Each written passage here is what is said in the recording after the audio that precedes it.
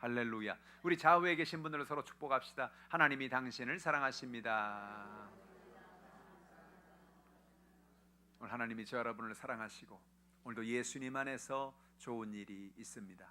여러분과 함께 에베소서 4장 17절로 24절의 말씀에 근거해서 옛사람을 벗어버리라 이란 제목으로 은혜의 말씀을 나누겠습니다.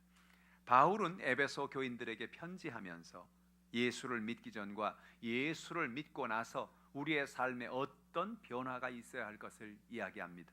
우리 옛사람의 모습을 벗어버리고 우린 새로운 사람이 되어서 그리스도 안에서 성공적인 승리하는 삶을 살라고 이야기하고 있는 것입니다. 에베소 4장 17절은 이렇게 말합니다. 그러므로 내가 이것을 말하며 주 안에서 증언하노니 이제부터 너희는 이방인이 그 마음에 허망한 것으로 행한 같이 행하지 말라는 것입니다. 여러분, 우리가 인생을 살아가면서 우린 허망한 것을 따라서 인생을 살 때가 얼마나 많았는지 몰라요.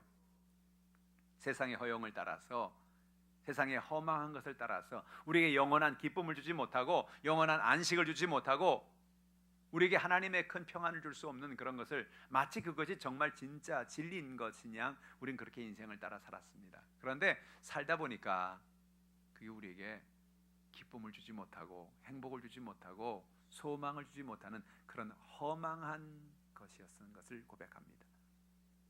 한여름밤의 꿈과 같이, 꿈꾸는 그런 삶과 같이 모든 것이 허망하게 끝나버리는 것이죠.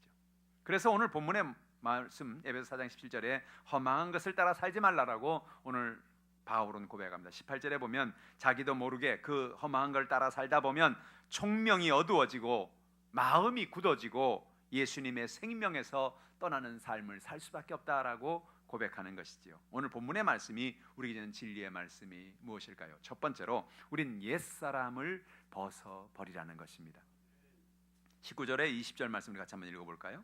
그들이 감각 없는 자가 되어 자신을 방탕에 방임하여 모든 더러운 것을 욕심으로 행하되 오직 너희는 그리스도를 그같이 배우지 아니하느니라. 우리가 허망한 삶을 계속 살다 보면 자기도 모르게 마음이 굳어진다는 거죠. 그래서 점점 감각이 없어진다는 거예요.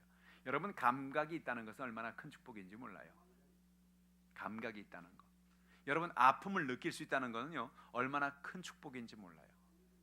우리 몸에서 아픔을 느낄 수 있기 때문에 우리가 그 병을 고칠 수가 있는 거예요. 여러분, 손끝에 가시가 이렇게 박히면 상당히 신경 쓰이잖아요. 아프잖아요. 근데 만약에 감각이 없는 사람은 가시가 박히든지 못이 찔리든지 아무런 감각이 없기 때문에 그것이 아픈 줄 모르고 산단 말이에요. 우리가 아파서 감각이 있기 때문에 아픈 가시를 빼려고, 그래서 빼면은 그 아픈 것이 아물지요. 근데 아픈 것을 그냥 놔두면, 그냥 감각이 없어서 그냥 가시가 박혔든지 뭐 어떤 게 있든지 그냥 놔두면 점점 거기서 염증이 생기고 곪고, 그래서 큰 문제가 생기게 되는 거예요. 우리가 가끔씩 몸이 어디 아플 때가 있죠. 위장이 아플 때가 있어요. 위가 아플 때가 있어요. 소화가 잘 안 될 때가 있어요. 아파요. 아프니까 병원에 가는 거예요. 그죠? 그 병원에 가서 내시경을 해보고 조사를 해보면 여기 이런 뭐 궤양이 있다든지 염증이 있다든지 우리 그런 것을 알고 우리 그 약을 투여하고 치료하는 거죠. 근데 만약에 그런 궤양이 있음에도 불구하고 그런 연약함이 있음에도 불구하고 무감각하고 아픈 것을 느끼지 못한다면 그것은 큰 문제를 만들게 되는 거죠. 여러분, 그래서 통증을 느끼는 것도 축복인 거예요. 감각이 있는 게 축복인 거예요. 근데 성경에 옛사람이 어떻다고요? 무감각해진다고요. 뭐에 무감각해집니까? 죄에 대해서 무감각해집니다. 내가 세상을 살면서 나도 모르게 허망한 것을 쫓아가다가 죄 가운데 삶에도 불구하고 연약함 가운데 살 가운데 불구하고 내가 그 연약함을 알지 못하고 그것이 죄인지 모르고 그것이 통증을 느끼지 못하고 살아가는 거죠.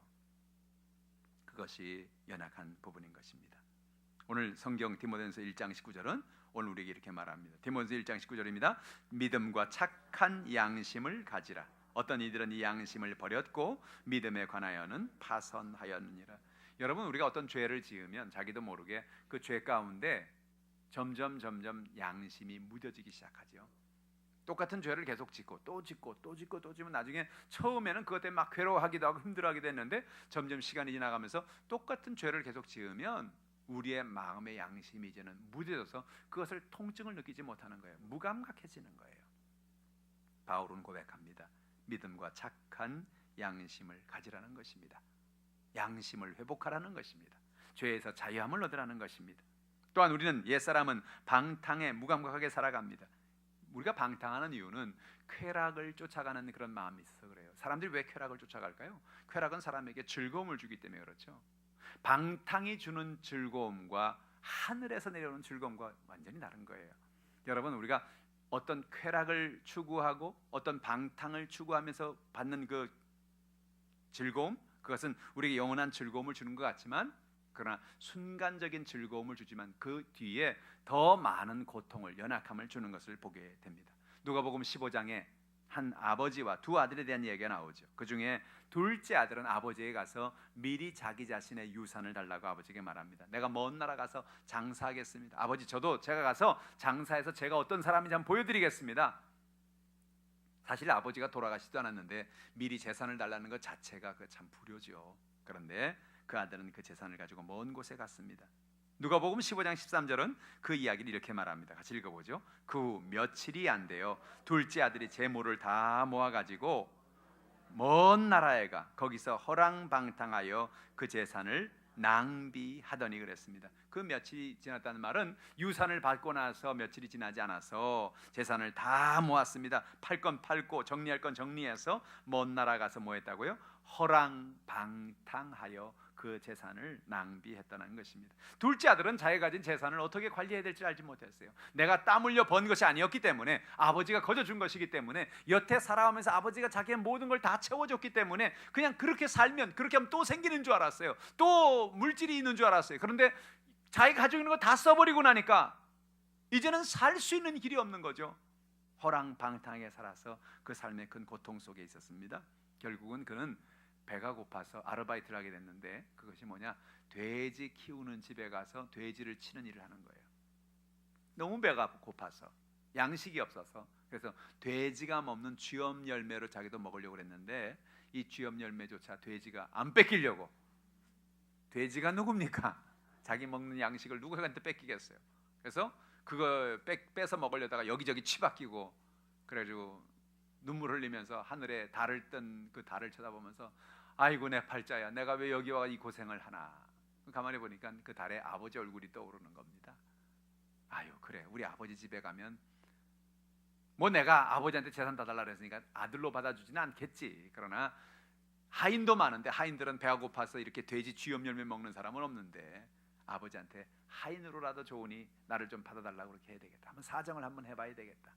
그가 마음을 먹고 허랑방탕의 삶을 뒤로하고 아버지 집으로 돌아오죠. 근데 아버지 집에 돌아오니까 아버지가 그 아들을 얼마나 반갑게 맞아주는지, 가락지를 여러분 끼워줍니다. 아들의 신분을 회복하는 거예요. 옷을 입혀줍니다.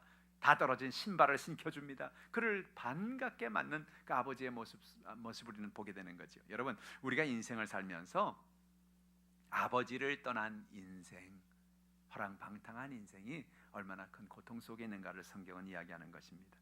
잠언 28장 19절은 이렇게 말합니다. 자기의 토지를 경작하는 자는 먹을 것이 많으려니와 방탕을 따르는 자는 궁핍함이 많으니라. 결국 우리의 삶 속에 방탕이 아니라 최선을 다해서 경작하고 우리가 열심을 다해서 일할 것을 이야기하고 있는 것이죠. 예수님은 서기관과 바리새인들에게 방탕에서 돌아서라고 이야기했습니다. 마태복음 23장 25절 말씀 같이 읽어보죠. 화 있을진저 외식하는 서기관들과 바리새인들이여, 잔과 대접의 겉은 깨끗이 하되 그 안에는 탐욕과 방탕으로 가득하게 하는도다. 모든 서기관들이, 모든 바리새인들이 그러진 않았을 거예요. 그런데 예수님 말씀하시는 외식하는 서기관 바리새인들에게 예수님이 말씀합니다. 너희들이 잔과 대접의 것은 그럴듯하게 깨끗하게 씻고 있다. 너희들의 모습이 그렇다는 거예요. 근데 그 안에는 탐욕과 방탕으로 가득하게 되었다는 거죠. 오늘 여러분, 우리의 삶 속에 이런 옛사람의 모습이 여러분의 삶에서 떠나가기를 주님의 이름으로 축복합니다. 우리가 옛사람을 따라가면 나도 모르게 이렇게 죄에 무감각하게 살게 된다는 거예요. 나도 모르게 세상의 방탕을 따라 살게 된다는 거예요. 그것이 우리의 삶의 연약함이 되는 것이죠. 둘째로 성경은 말하기를 새 사람을 입으라는 것입니다. 에베소 4장 21절 같이 한번 읽어보죠. 진리가 예수 안에 있는 것 같이 너희가 참으로 그에게서 듣고 또한 그 안에서 가르침을 받았을진데, 새 사람을 잇는 중요한 방법이 뭐냐? 진리의 말씀을 듣고 그 가르침 속에서 살아가라는 것입니다. 옛사람을 버리고 새 사람으로 살아가려면 우리는 예수님의 진리에 귀를 기울이고 그 말씀에 귀를 기울이고 그에게서 듣고 그 안에서 가르침을 받고 믿음으로 살아가라는 것입니다. 말씀을 읽고 묵상한다는 것이 여러분 얼마나 놀라운 큰 축복인지 성경은 이야기합니다. 말씀을 읽고 말씀을 깨닫고, 아, 내가 지금 나도 모르게 내 마음이 굳어져 가고 있구나. 내 마음속에 하나님의 그 총명이 내게서 떠나가고 있구나. 내가 세상을 따라서 살아가고 있구나. 이것을 깨닫고 그 말씀을 통해서 변화를 받고 옛사람을 벗어버리고 새사람을 입으라는 거예요. 여러분, 성경 말씀은 좋은 비누와 같습니다. 여러분, 집에서 하루 일과를 마치고 집에 들어가면 이제 세수를 하고 손을 씻잖아요. 안 씻으십니까? 우리가 집에 가면은 손을 씻고 세수를 하는데, 그때 반드시 우리가 쓰는 게 뭐예요? 비누를 쓰죠. 비누. 왜 비누 왜 써요? 깨끗이 씻으려니까. 비누 안 씻고 그냥 씻으면 어때요? 끈적끈적하죠. 미끈미끈하죠.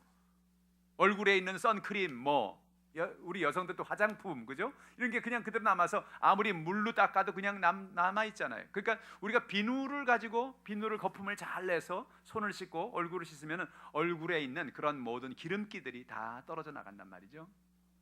여러분, 말씀은요 비누와 같아요. 우리가 하나님의 말씀을 읽고 묵상할 때 세상에 아무리 좋은 이야기들이 많고 세상에 아무리 많은 명언이 있고 세상에 많은 속담이 있고 세상에 사람들을 돕는 그런 이야기가 있다고 할지라도, 여러분, 하나님의 말씀을 읽고 하나님의 말씀을 묵상하고 그 말씀을 따라 살아갈 때 그 비누와 같은 말씀은 우리의 죄를 깨끗하게 씻어내는 거예요.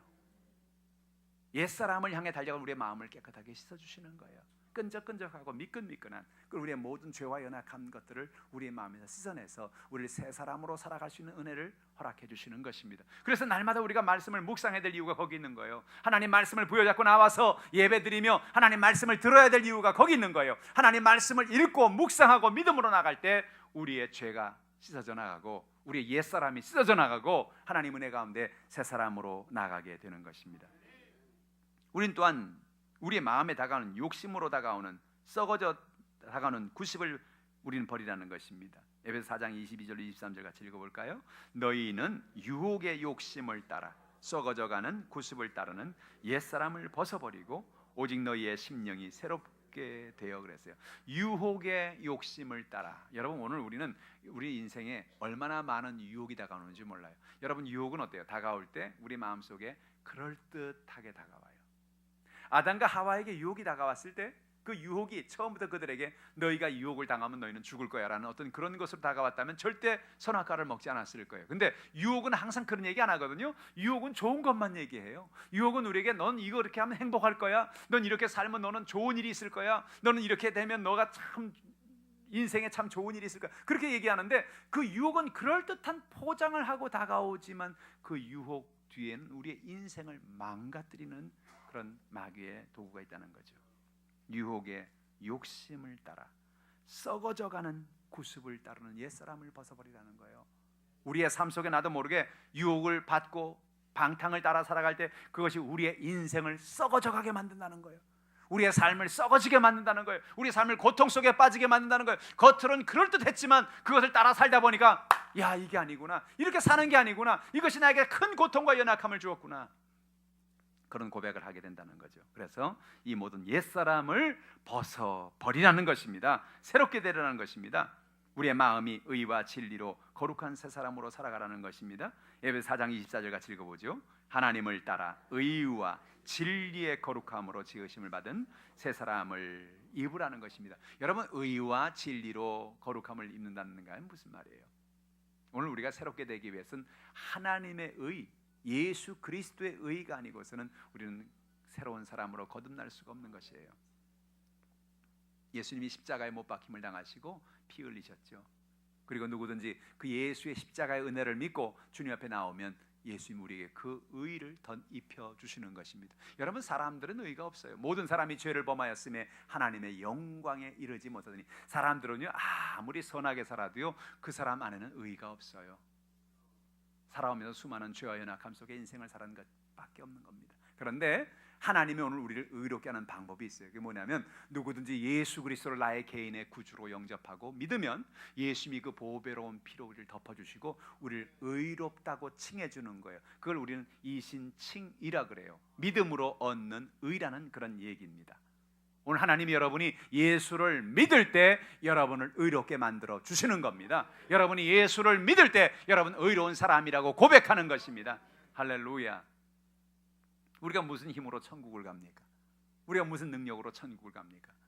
그러나 우리가 천국 갈 수 있는 비결은 다른 것 없어요. 우리가 하늘나라 가서 천국 들어갈 때 문지기가 우리한테 물을지 몰라요. 당신을 이 천국에 들여야 될 이유가 뭡니까? 당신 왜 천국에 들어오려고 그럽니까? 제가요 이 땅에 살면서 사랑을 많이 베풀었고요, 많은 선을 행했고요, 많은 사람들에게 좋은 일 많이 했고요, 그래서 들어가야 됩니다. 여러분, 문지기가 땡, 아닙니다. 당신 그것 때문에 들어올 수 없습니다. 그럼 뭐 어떻게 들어가야 합니까? 당신은 의로운 옷을 입어야 돼요. 들어올 수 있어요. 의의 옷이요, 의의 옷은 누구한테 주는데요? 예수 그리스도를 믿는 사람에게 주는 선물입니다. 할렐루야. 오늘 성경 보면 예수님 그랬잖아요. 어떤 사람이 잔치를 벌였는데 그 잔치에 참여한 사람들마다 다 의의 예복을 입고 들어왔다는 거예요. 의의 옷을 입고 들어왔는, 그건 아주 상징적인 표현인데, 의의 옷은 정말로 우리가 어떤 옷을 입는 그런 의미라기보다는 예수 그리스도를 믿음으로 우리가 하나님의 의로운 백성이 되었다는 그런 의미예요. 천국의 문지기가 당신이 이 천국에 들어올 이유가 뭡니까? 거기 우리가 할 말은 단 한마디밖에 없어요. 나는 예수 그리스도의 보배로운 피를 믿습니다. 난 예수님을 믿습니다. 예수님이 나를 위하여 의를 베풀어 주셨습니다. 그러면 문지기가 그럴 거야. 정답! 딩동댕 들어오세요. 할렐루야.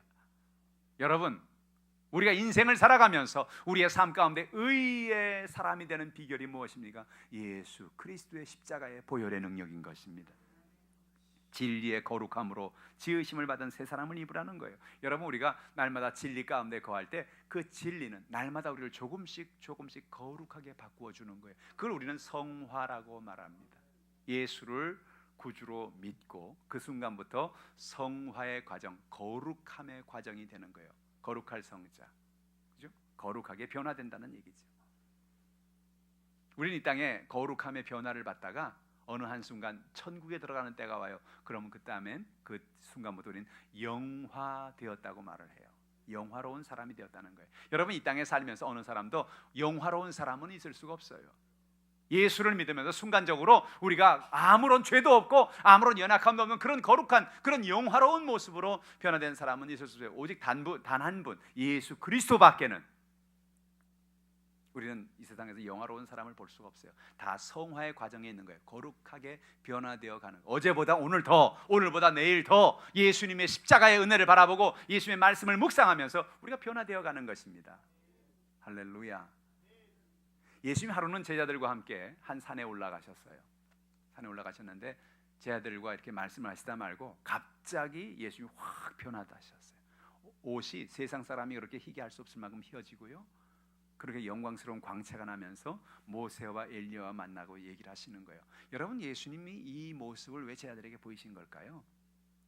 그것은 예수님의 영화로운 모습을 보여주고 있는 거예요. 예수님은 하나님의 아들이세요. 그리고 세상에 어떤 것이 변화시킬 수 없을 만큼 그렇게 맑고 밝고 환한 아름다운 그 거룩한 모습을, 그 영화로운 모습을 제자들에게 보여주면서 너희들도 나중에 천국에 가게 되면 이런 모습으로 변화될 것이라는 것을 그들에게 보여주는 거죠. 거룩함, 진리의 거룩함으로 지으심을 받은 새 사람을 입어라. 어떻게 거룩하게 된다고요? 진리의 말씀 속에 거할 때에, 날마다 진리의 말씀 대신 예수님과 교제할 때에 우리 안에서 주님이 우리를 거룩하게 하신 하나님의 은혜 가운데 나아가게 되는 것입니다. 그래서 우리는 옛사람을 벗어버리고 믿음으로 나아가는 여러분 되기를 주님의 이름으로 축복합니다. 로마서 6장 13절은 말합니다. 같이 한번 읽어볼까요? 또한 너희 지체를 불의의 무기로 죄에게 내주지 말고 오직 너희 자신을 죽은 자 가운데 다시 살아난 자 같이 하나님께 드리며 너희 지체를 의의 무기로 하나님께 드리라. 여러분, 우리가 인생을 살아가면서 우리가 이 땅에서 하나님의 영광을 위해 살 것인가 아니면 마귀가 좋아하는 삶을 살 것인가는 우리의 결단에 달려 있어요. 바울은 고백하기를 너희의 몸을 어떻게 써야 되느냐? 우리의 몸을 마귀가 좋아하는 불의의 병기로, 불의의 지체로 드리지 말고 하나님이 기뻐하는 하나님의 의의 무기, 의의 병기로 하나님 앞에 드리라는 거예요. 우린 똑같은 몸을 가지고 기도하거나 말씀을 읽고 예배하고 복음을 전하고 하나님의 영광 돌리는 모습으로 사용할 수 있어요. 반대로 똑같은 몸을 가지고 세상이 기뻐하고 마귀가 기뻐하고 세상이 즐거워하는 그런 일을 가지고 우리는 사용할 수 있어요. 똑같은 몸이에요. 오늘 성경은 말합니다. 우리의 옛사람이 아니라 새로운 사람으로서 이와 같이 살라는 것입니다. 셋째로 변화된 삶을 향해서 도전하라는 것입니다. 새로운 사람이란 어떤 것입니까? 새로운 삶을 산다는 것이 무엇입니까? 그것을 구체적으로 오늘 바울은 에베소 4장 25절 이하의 4장 마지막 절까지 가면서 우리의 새로운 모습, 변화된 모습은 이런 것이다 라고 고백합니다. 그것이 25절 말씀이에요. 같이 읽어보죠. 그런즉 거짓을 버리고 각각 그 이웃과 더불어 참된 것을 말하라. 이는 우리가 서로 지체가 됨이라. 아주 재밌는 얘기를 하는데, 거짓을 버리고 참된 말을 하는 이유가 뭐냐면 우리는 같은 지체라는 거예요. 같은 지체는요, 한 몸이라는 의미예요. 왜 거짓을 하죠? 참말을 하지 않고 왜 거짓합니까? 사람들이 거짓말하는 이유가 뭐죠?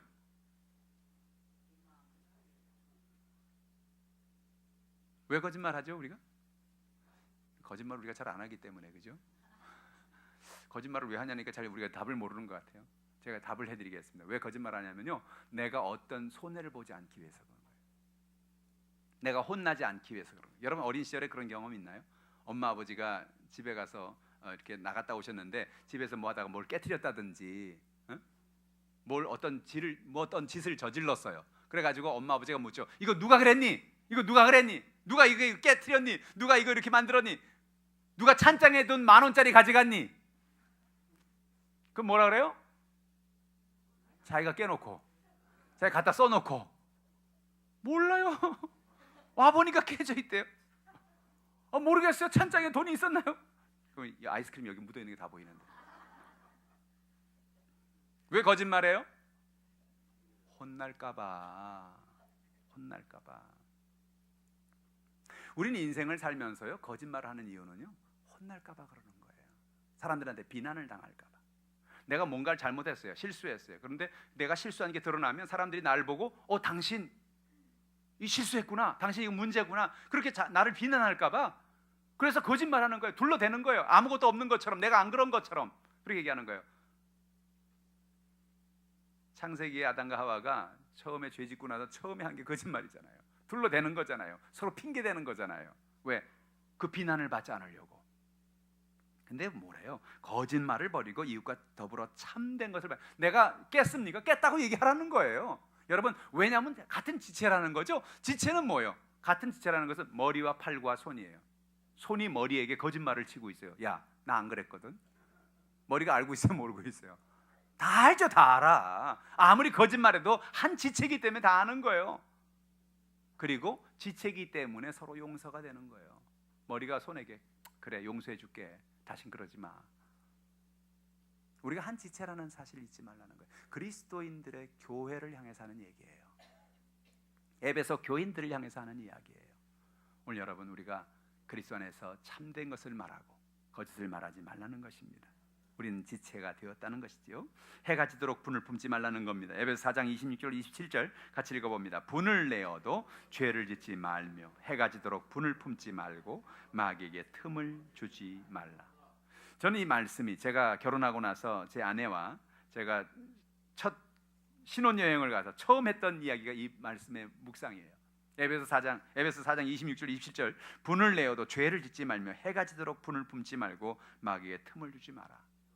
저는 그때 아주 유명한 아주 예언의 말을 했어요. 당신과 내가 살면서 부부싸움을 할 거다. 여러분, 주의 종은 부부싸움 안 하는 줄 아세요? 안 하는 줄 알죠? 해요. 다 해요. 왜 그러겠어요? 여러분, 사람이 살아가면서요, 왜 부부싸움을 하냐면 서로 갈등이 있기 때문에 그런 거예요. 서로 생각이 다르기 때문에 그래요. 생각해 보세요. 30여 년을 다른 가정에서, 다른 문화에서, 다른 생각을 하며 살던 사람 둘이 만나는 거예요. 결혼할 때는 무슨 싸울 일이 있겠나, 우리 이렇게 서로 사랑을 하는데 무슨 문제, 그런 마음을 가지고 결혼하는데요, 조금 시간이 지나가면서 갈등을 발견하기 시작하는 거예요. 왜요? 서로가 다른 것을 알기 때문에 그렇죠. 달라요. 저는 싸울 것을 이미 예언하고 제가 그 얘기를 한 거예요. 우리가 싸울 거야. 우리가 서로 갈등이 있을 거야. 힘들 거야. 그러나 이걸 잊어버리지 말자. 뭐냐? 서로가 분을 품고 해가 넘어가지 않도록 하자는 거예요. 화날 수 있어요. 서로가 마음을 상하게 할 수 있어요. 서로 생각이 달라서 갈등이 있을 수 있다는 거예요. 그게 부부싸움인 거예요. 우리 마음에 그런 연약함이 있죠. 그런데 문제는 뭐냐면 그 분이 있는 마음을 가지고 하루를 넘기지 말라는 거죠. 하루가 넘어가기 전에 서로 사과하고 서로 용서하고 풀고 넘어가자는 거예요. 아주 중요한 얘기예요. 왜 그럴까요? 성경은 바울은 왜 이런 얘기를 할까요? 분을 품고 하루를 넘어가면요, 그 다음에 그 분노가 마음에 있었던 그 감정이 자리를 잡기 시작하는 거예요. 괘씸한 생각이 드는 거예요. 뭐 어쩌고저쩌 막 이런 마음이 드는 거예요. 나를 뭐로 보는 거야 막 이런 마음이 드는 거예요. 그래서 막 분노해가지고 그것이 부부 가운데 문제가 되고 힘든 어떤 연약함의 고리가 되는 거죠. 그래서 해가 슬슬 지기 시작하면 빨리빨리 누구든지 빨리 용서를 빌어야 돼요. 근데 가만히 보면 내가 좀 손해 보는 때가 많은 것 같아요. 이 해가 이렇게 딱 지고 있으면요, 벌써 딱 보면 아내하고 저하고 이렇게 그 갈등이 생기면요, 뭔가 이렇게 마음에 문제가 생기면 뭔가 둘이서 누구든지 뭐 빨리 용서해달라고 그래야 되는데 가면 내가 용서해달라고 안 해도 될 것 같은데 아내는 가만히 있는 것 같아요. 어떤 땐 그래서 제가 그걸 보면서 누구든지 빨리 해야 되겠다 그러면 내가 가서 아유 미안해요, 내가 잘못했어요. 사실 속으로는 잘못 안 한 것 같은데. 그럼에도 불구하고 해가 지기 전에 분을 풀라는 거죠. 사랑하는 성도 여러분, 새 사람이 된 사람은 어떤 사람이에요? 용서하는 거예요. 품어주는 거예요. 그리고 사실 여러분 부부 싸움이 어때요? 싸우고 보면요, 나중에 지나가 보면 아무것도 아닌 거예요. 아무것도 아닌 거. 별것도 아닌데 그거 가지고 괜히 감정에, 그죠? 별것도 아닌데 괜히 그냥 기분이 그냥 나를 무시하는 것 같은 어떤 생각이 들기도 하고 괜히 내 말 안 들어주는 것 같기도 하고 그래서 서로 막 티격태격하고 그렇게 부부 싸움이 시작되는 거거든요. 근데 결국 그렇게 시작된 부부 싸움이 안 풀어지잖아요. 더 큰 싸움이 되는 거예요. 그 다음에 별것도 아니었는 거예요. 서로 품는 여러분 되기를 주님의 이름으로 축원합니다. 도둑질하지 말고 선을 행하고 살라는 겁니다. 4장 28절이에요. 같이 읽어보죠. 도둑질하는 자는 다시 도둑질하지 말고 돌이켜 가난한 자에게 구제할 수 있도록 자기 손으로 수고하여 선한 일을 하라 그랬어요. 도둑질하는 자는 도둑질하지 말라는 말은요, 당시 에베소 교회 안에 도둑질하는 사람이 있었다는 거예요. 충격적인 얘기죠. 이 다른 사람들에게 얘기하는 얘기가 아니고 에베소 교회에게 지금 바울이 편지하면서 하는 말은 뭐냐면 교회 안에서 누군가의 것을 도둑질하는 사람이 있었다는 거예요. 왜 도둑질할까요? 도둑질하면 내가 열심히 일하지 않고도 남의 물건을 가져갈 수 있어서 쉽게 벌 수 있기 때문에 도둑질하는 거예요. 참 어렵죠. 이런 일이 있다는 것은 참 힘든 일이에요. 그래서 바울은 고백하기를 도둑질하지 말라는 거예요. 오히려 그 대신에 가난한 자에게 구제할 수 있도록 자기 손으로 수고해서 선한 일을 하라는 거죠. 여러분, 우리가 일을 해야 될 이유가 여기 있는 거예요. 우리가 일하라는 거예요. 일을 해요. 근데 왜 일을 해야 되느냐? 일을 해야 되는 목적을 바울은 말하는데 가난한 자에게 구제할 수 있도록 자기 손으로 수고하여 선한 일을 하라는 거예요. 여러분, 일하는 것은요, 여러분 자신을 먹고 자신의 모든 것을 입히고 자신이 살 그런 처소만을 만드는 것이 아니라 일의 중요성은 또 두 번째 뭐가 있냐면 주변에 어려운 사람들을 구제할 수 있도록 일하라는 거예요. 선한 일을 하라는 거예요. 오늘 여러분에게 이런 축복이 있기를 주님의 이름으로 축복합니다.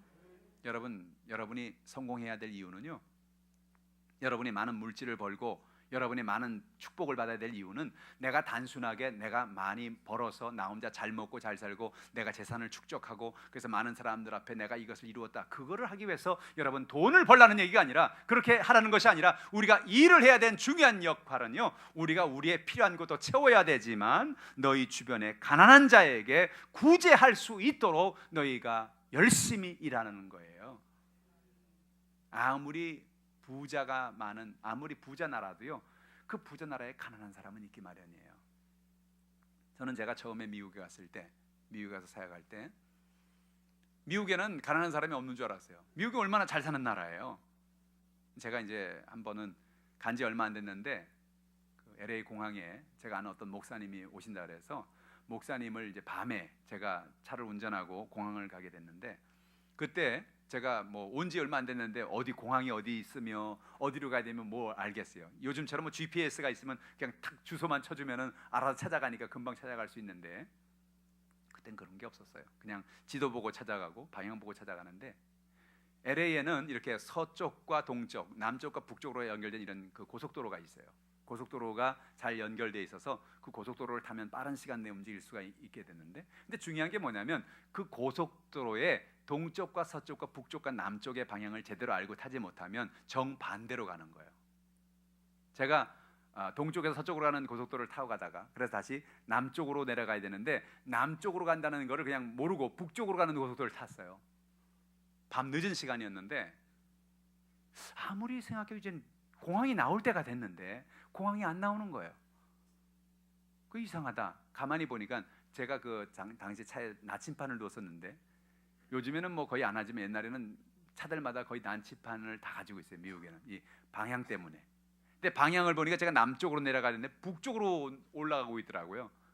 야, 이거 잘못 탔구나. 빨리 내려 다시 타야 되겠다. 그래서 내려왔는데, 이렇게 내려와서 고속도로 반대쪽으로 타려고 가는데 동네로 들어갔는데요. 그 동네에 벌써 분위기가 이상한 거예요. 어떤 아저씨들이 쓰레기통을 막 뒤지고 있어요. 막 홈리스들이 막 왔다 갔다 하고 있고, 그런 동네로 내려간 거예요. 와, 미국에 이런 곳이 있구나. 미국이 얼마나 잘 사는 곳이에요. 그 나라가 얼마나 대단한 나라예요. 근데 그럼에도 불구하고 여전히 가난한 사람이 있더라는 거예요. 어디든 마찬가지죠. 우리가 일을 해야 될 이유가 뭐냐? 나 혼자 잘 먹고 잘 살라고 일하는 게 아니에요. 나 혼자 잘 먹고 잘 살게 아니고 주변에 있는 연약한 사람들, 가난한 사람들에게 도울 것이 있는, 구제할 수 있도록 우리가 그런 하나님의 은혜 속에서 일하라는 것입니다. 더러운 말을 하지 말고 은혜가 되는 말을 하라는 거예요. 에베소 4장 29절 같이 읽어보죠. 무릇 더러운 말은 너희 입 밖에도 내지 말고 오직 덕을 세우는데 소용되는 대로 선한 말을 하여 듣는 자들에게 은혜를 끼치게 하라. 여러분, 우리가 말하는 게 참 중요해요. 여러분, 사람들에게 욕하는 것을요, 욕하는 게 왜 힘들어요? 욕은 사람들의 마음속에 그 사람들의 인격을 깨트리는 것이에요. 우리 한국 사람들이 잘 쓴 욕이 있죠. 개의 자제분 뭐 이런 욕 있잖아요. 여러분, 이 개의 자제분이라는 욕은요, 그 욕을 들으면 기분이 어떠세요? 기분 아주 안 좋죠. 왜요? 사람을 뭐로 만드는 거예요? 개의 수준으로 만드는 거잖아요. 그러니까 사람이 마음속에 덕이 안 되는 거예요. 그 성경에 뭐라고 말해요? 새 사람은 어떤 사람이냐? 더러운 말은 너희 입 밖에도 내지 말고 오직 덕을 세우는데 소용이 되는 선한 말을 해서 은혜를 끼치라는 거예요. 그런 개의 자제분이라는 말을 하고 싶거든. 오히려 당신이 참 사랑받는 사람입니다. 당신은 좋은 사람입니다. 당신에겐 좋은 일이 있습니다. 이런 말을 해주라는 거예요. 할렐루야. 선한 말을 해주라는 거예요. 덕을 세우라는 말을 하는 거죠. 은혜의 말을 해주라는 거예요. 저 여러분에게 그런 은혜가 있길 바랍니다. 성령을 근심하게 하지 말라는 겁니다. 30절 말씀이에요. 같이 읽어보죠. 하나님의 성령을 근심하게 하지 말라. 그 안에서 너희가 구원의 날까지 인치심을 받았느니라. 하나님의 성령을 근심하게 하지 말라는 것은 하나님의 성령의 뜻을 따라 살라는 의미입니다. 여러분, 부모님들은 자녀를 키우면서 이런 거를 참 느끼죠. 자녀들이 부모님 말씀을 잘 듣고 순종하면 얼마나 좋겠어요. 때때로 근데 부모님에게 근심이 되죠. 부모님 말씀을 안 듣죠. 자기 생각대로 엄마 내가 나이가 몇인데 뭐 이러면서, 그죠? 내가 나이가 20인데 내가 나이가 25인데 내가 이런데 아니 뭐 이제 왜 나를 왜 그렇게 꼭 해야 된다고 말을 하는 거예요? 뭐 그러면서, 그죠? 근데 부모는 보이잖아요. 얘가 이렇게 가면 안 된다는 거를, 얘가 이렇게 살면 안 된다는 것을. 그래서 끊임없이 얘기해 주는데도 그럼에도 불구하고 자녀들은 내가 나이가 몇인데 나도 경험 있고 나도 다 생각 있는데 왜 그러냐고. 하나님의 성령이 그런 우리를 보면서 근심하고 있는 거예요. 말씀대로 살지 않고 하나님 뜻대로 살지 않을 때 하나님은, 성령은 근심하십니다. 그러지 마라. 그렇게 살지 마라. 그렇게 옛사람의 모습 속에 살지 마라. 바로 살아라. 돌아와라. 성령을 근심하게 하지 말라는 겁니다. 왜냐하면 성령이 구원의 날까지 우리를 성령으로 인쳤기 때문에 그렇다는 거죠. 31절 모든 악한 마음을 버리라는 겁니다. 같이 읽어보죠. 너희는 모든 악독과 노함과 분냄과 떠드는 것과 비방하는 것을 모든 악의와 함께 버리고. 오늘 우리가 인생을 살아가면서 우리 마음속에 악한 마음, 노하는 마음, 분내는 마음, 떠드는 마음, 비방하는 마음, 이런 모든 악한 것을 버리라는 것입니다. 어떻게 버릴 수 있어요? 왜 이런 떠들죠? 왜 악독한 마음을 가죠? 왜 비방하죠? 왜 우리 마음속에 이런 악한 마음이 있죠? 속상해서 그런 거예요. 누군가가 나에게 상처를 주고 누군가 나에게 아픔을 주어서 나도 모르게 내 마음이 상해서 그렇게 비방하고, 누군가가 나에게 상처를 줬습니까? 상처 준 사람 막 비방하는 거죠. 떠드는 거죠. 욕하는 거죠. 그러지 말라는 거예요. 아니 그런데 어떻게 안 그럴 수가 있어요? 여러분, 내가 누군가에게 상처를 받고 누군가 내가 아픔을 주고 내게 고통을 주었는데 내가 그 사람을 어떻게 욕하지 않을 수 있으며 내가 그 사람을 비방하지 않을 수 있으며 내가 어떻게 그러지 않고 살 수가 있냐는 거예요. 어떻게 그럴 수가 있냐는 거예요. 그 비결은요, 새로운 사람이 된 것에 있어요. 새 사람이 된 것에 있어요. 예수님이 우리를 위해서 십자가에 못 박힘을 당하시고 피 흘리시면서 우리의 모든 상한 마음을, 우리의 모든 비방을, 우리가 당했던 모든 수치를, 우리가 당했던 모든 아픔을, 우리가 당했던 모든 고통을 예수님이 십자가상에서 다 감당해 주신 거예요. 갈라디아서 2장 20절 우리는 기억합니다. 내가 그리스도와 함께 십자가에 못 박혔나니 이제 내가 산 것이 아니요 내 안에 그리스도께서 살아있는 것이라. 오늘 바울의 고백이 바로 그것이에요. 여러분이 인생을 살아가면서 우리가 비방하지 않을 수 있는 이유가 뭡니까? 악독 가운데 우리가 사람들에게 떠들지 않을 수 있는 이유가 뭡니까? 내 안에 있는 모든 상한 마음과 내 안에 있는 모든 연약함을 예수님이 십자가를 지시고 죽으심으로 말미암아 나의 옛사람이 죽고 나는 새 사람으로 다시 한번 거듭나게 됐다는 거예요. 내가 받았던 상처, 내가 받았던 연약함이 이젠 더 이상 내게 영향을 끼칠 수가 없는 이유는 예수님의 십자가의 그 사랑이 내 모든 상한 마음을 다 덮었기 때문인 거예요. 이제 아프지 않아요. 더 이상 힘들지 않아요. 왜? 더 큰 사랑이 나를 붙잡고 있기 때문에 그렇죠. 더 큰 하나님의 은혜가 우리를 붙잡고 있기 때문에. 새 사람이란 바로 그런 거예요. 새 사람은 예수 그리스도의 은혜 가운데 사는 사람이기 때문에 그 마음에는 상한 마음들과 그 마음에는 모든 악독과 분냄과 연약함과 모든 연약함에서 이길 수 있는, 벗어날 수 있는 그 십자가의 은혜 속에서 승리하며 살 수 있는 힘이 거기 있는 겁니다.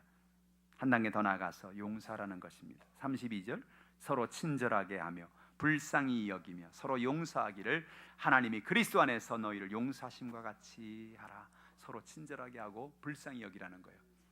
여러분, 여러분에게 상처를 준 사람, 여러분에게 고통을 준 사람, 여러분에게 아픔을 준 사람을 여러분 용서할 수 있습니까? 쉬운 일이 아닐 거예요. 그죠?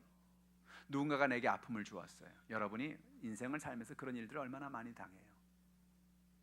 제가 아는 어떤 분도요, 정말 친한 친구였는데 친한 친구가 자기가 정말 너무나 어려운 순간이었는데 친한 친구가 다가와서 너 그 어려운 순간인데 너 이 어려움을 극복할 수 있는 비결이 있다. 내가 이 방법을 알려주니 나를 좀 따라와라. 그래서 그 친구가 네가 돈을 얼마를 좀 투자하고 네가 지금 힘들지만 이거를 사업을 하면 내가 널 도와줘서 너가 이 사업을 일으킬 수 있는 길을 열어주겠다 그래서 너무너무 고마워가지고 한 돈 있는 거 없는 거 다 끌어가지고 그걸 투자를 했대. 근데 그 다음날 친구가 사라져버렸대. 아니 어떻게 이럴 수가 있냐고. 아니 지금 너무나 힘든데, 그렇지 않아도 너무나 힘들어서 어쩔 수가 없는데, 그런데 자기의 가장 친한 친구가 나타나가지고 자기를 도와주겠다 그러고 도와준다고 하면서 자기의 모든 것을 다 끌어다가 다 투자하게 해놓고 그걸 가지고 그냥 도망쳐버린 거예요. 어떻게 그 친구를 용서할 수 있겠냐고요. 어떻게 살 수 있겠냐고요. 여러분, 우리는 인생을 살아가면서 정말로 기가 막힌 그런 인생을 살 때가 많습니다. 누군가가 우리에게 상처를 주고 우리에게 아픔을 주고 고통을 주고 연약함을 주는 그런 많은 사건들을 경험하게 됩니다. 그러면서 우리는 또 절망하게 되고, 야, 인생이 이게 뭐냐, 삶이 이게 뭐냐, 이렇게 고백하게 되죠. 근데 놀라운 사실은 뭐예요? 우리에게 누군가가 상처를 주고 우리가 누군가에게 아픔을 당하고 우리의 삶의 고통을 당할 때 우리가 알아야 될 건 뭐냐면, 왜 그 사람이 내게 그런 상처를 주었냐는 거예요. 그 사람이 왜 내게 그런 아픔을 주었냐는 거예요. 그 사람이 내게 그런 아픔과 연약함을 주었냐는 거예요. 그 이유는 그 사람 자신이 상처 있는 사람이기 때문에 그렇습니다. 그 사람 자신이 누군가에게 상처를 받은 사람이기 때문에 그렇습니다. 그래서 자기도 모르게 그 마음에 있는 상처를 내서 다른 사람에게 상처를 주고 다른 사람을 괴롭히고 다른 사람을 아프게 만드는, 그래서 성경이 말하는 뭐냐면 너를 서로를 친절하게 하며 불쌍히 여기라는 겁니다. 불쌍히 여길 이유가 뭐예요? 그 자신도 상처받은 사람이기 때문에. 여러분, 성장하면 때로는 우린 부모님에게 상처받을 때가 있어요. 형제 가운데 부모님이 편애해서 언니는 잘해주고 나는 그렇고, 오빠는 잘해주고 나는 그렇고, 뭐 그런 얘기들.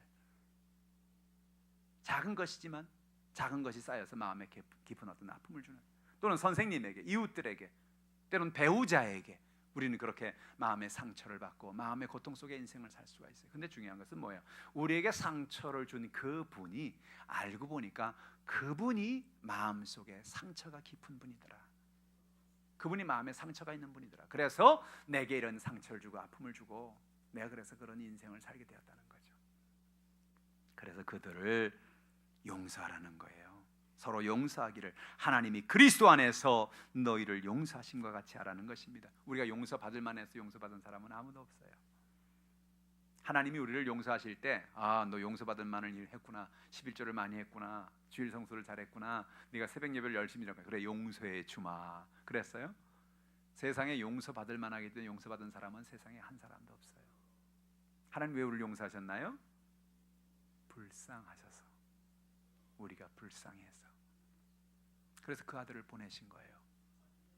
우리가 죄 가운데 살아가는 것이, 우리가 인생을 살아가면서 갈등 속에 살고 사람들과의 상처 속에 살고 살아가는 것이 하나님 너무나 하나님 보기 아파서, 너무나 가슴 아파서 하나님이 우리를 불쌍히 여기셔서 그 아들을 보내셔서 우리를 용서하신 거예요. 우리를 구원하신 거예요. 오늘 여러분, 이런 은혜가 여러분의 삶에 있기를 주님의 이름으로 축복합니다. 옛사람을 벗어버리시길 바랍니다.